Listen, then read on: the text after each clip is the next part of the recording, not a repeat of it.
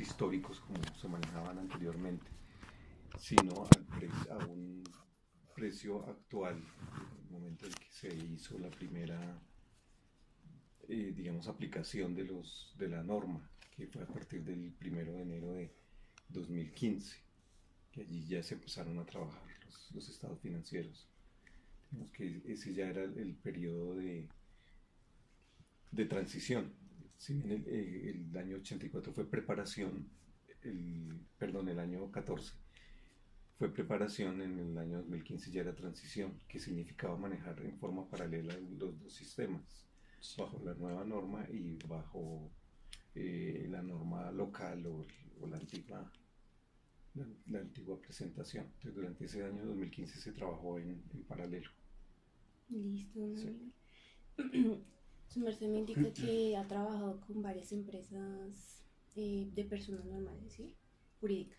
Sí, Entonces, ¿a ellos hubo alguna afectación, algún impacto que sobredestaque? sí, nosotros como outsourcing contable y como consultores, pues hemos preparado eh, la, la implementación de las NIF en varias empresas, sí, el sector construcción, el sector comercio, básicamente. Sí.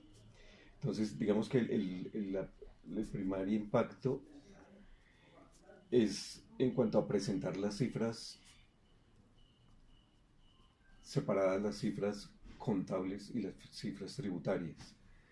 Digamos que uno de los problemas que tenía la contabilidad en Colombia era que estaba enfocada hacia presentar las cifras tributarias, a ser un soporte de las declaraciones tributarias.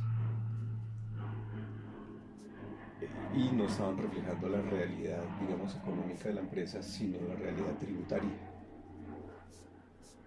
Entonces ahora el impacto, digamos, de las mayores consecuencias es haber hecho esa separación y presentar una situación más real en cuanto a la situación económica o financiera de las empresas. Esto significa pues tener conciliaciones de tipo fiscal o tributario con la situación financiera, ¿no? Para explicar esas diferencias que se han presentado. Don Aníbal, bueno, es que es lo que queremos saber, digamos, como tal, el impacto total que tuvo las implicaciones de NIF, hubo, digamos, más proveedores, menos proveedores a la hora de la aplicación, si hubo un gran impacto o no tanta diferencia en cuanto a los No, proveedores. sí, sí ha habido impacto en varios aspectos. Digamos, caso de los proveedores, eh, en muchos casos es, digamos, depurar las cifras y mostrar los proveedores a su valor real, a lo que realmente debía la empresa. Se han encontrado o se encontraron pues partidas que no eran, que eran inexistentes, ¿sí? O porque bien ya porque lo habían pagado, o bien porque se había perdido, o no había la aspiración de, digamos, no estaba el hecho suficientemente soportado para decir que se debía una cuenta a un proveedor. Entonces, pues esto había que depurarlo en los estados financieros y eso pues, significaba llevarlo a la cuenta de resultados. Pero donde más impacto se ha presentado, digamos, es en los clientes, ¿sí? En la cartera de los clientes. De acuerdo, eso sí ha habido aumento, disminución de Ha clientes, habido disminución de la cartera, disminución. ¿sí? Porque se encontraron carteras o cuentas por cobrar muy antiguas, que era muy difícil ya recuperarlas, y sin embargo se mantenían en los estados financieros. Entonces esto significaba llevarlas a un gasto, a un costo. Entonces se disminuían las utilidades de las empresas por ese factor. O sea, llevar partidas que eran muy difíciles de recuperar, pues la norma es muy conservadora en ese sentido y pues debe reconocerse, digamos, el hecho de que no es factible que se recuperen esas cuentas. Entonces, de una vez reconocer que se han perdido, ¿sí? No tener una falsa expectativa.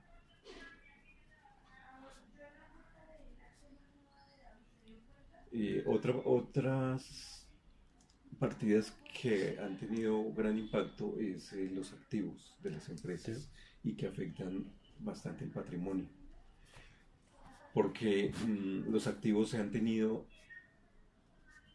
por costumbre manejarlos con cifras fiscales en cuanto a su depreciación y en cuanto a su costo.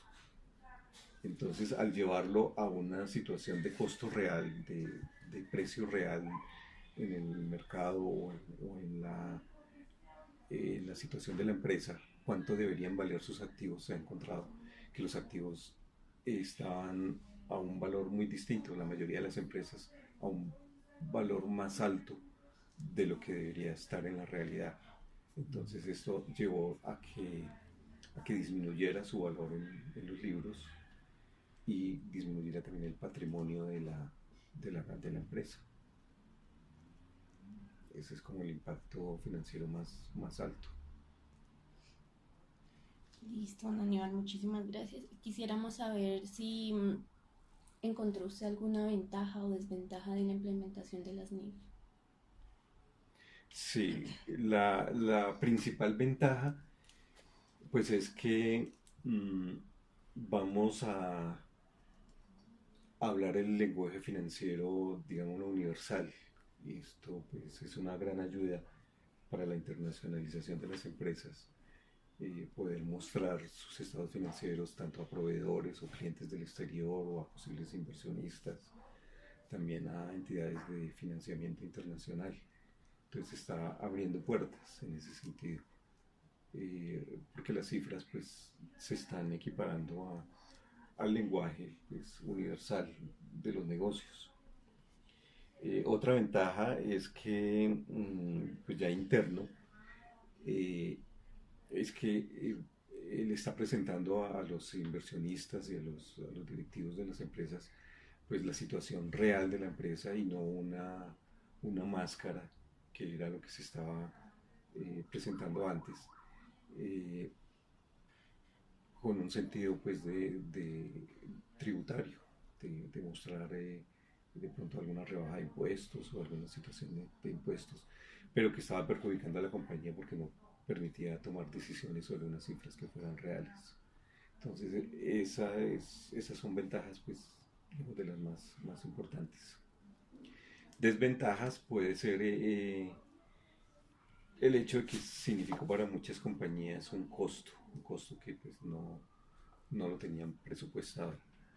Un costo en cuanto a consultoría, en cuanto a actualizar el software de la empresa, pues son costos que se reunieron con otro tipo de costos para los empresarios, como el aumento de los impuestos por las reformas tributarias, como el cumplimiento de unos requisitos desde el punto de vista laboral de la seguridad social. Entonces, todo esto es al mismo tiempo significó pues una situación un poco incómoda, sobre todo para los pequeños y medianos empresarios. Bueno, y ya para finalizar la entrevista, quisiéramos saber si usted tiene alguna recomendación para una empresa que quiera empezar, del grupo 3 que quiera empezar a implementar las NIF.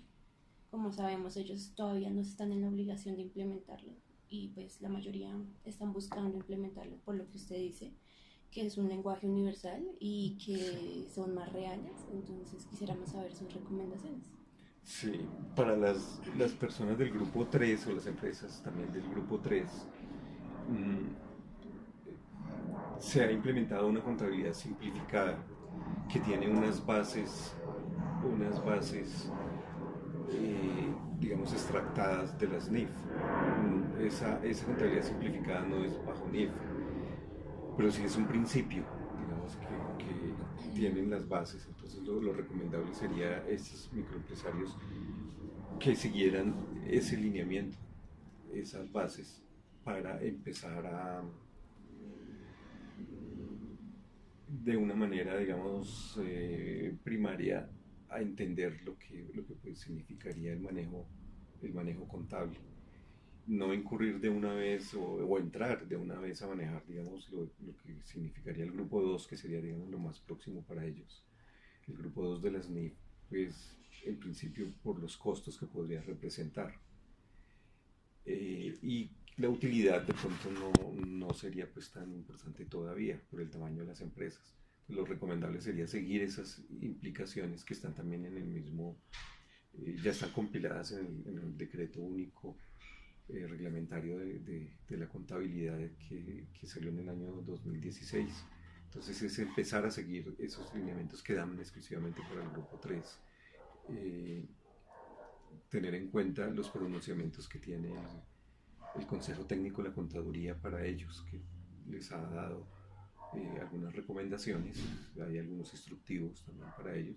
Entonces eso los ayuda a empaparse de lo que es el tema y a entender el día que les toque implementar o pasarse al grupo 2 porque han crecido, porque han tenido más empleados y estén obligados a eso, pues ya tener un conocimiento y empezar a haber empezado en alguna medida pues, a manejar el lenguaje, aunque no en su totalidad, pero sí digamos que puede ser como un primer nivel, digamos así, para manejar y conocer lo que son las NIF.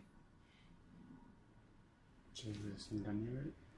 Y bueno, digamos, para usted, ¿qué opina, digamos, como qué cambio usted dejaría, digamos, de la antigua norma?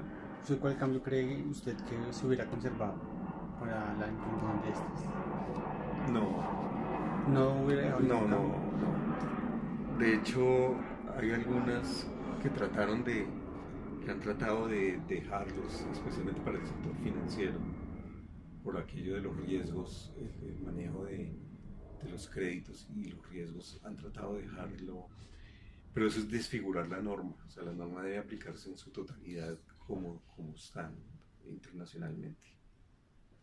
Entonces, en cuanto al principio, lo que teníamos antes, no, pienso que ya hay que echarle tierra. Don Aníbal, muchas gracias por su tiempo, por su colaboración. Para la entrevista, pues quisiéramos saber si está de acuerdo con que se publique con fines académicos. Sí, no hay ningún problema.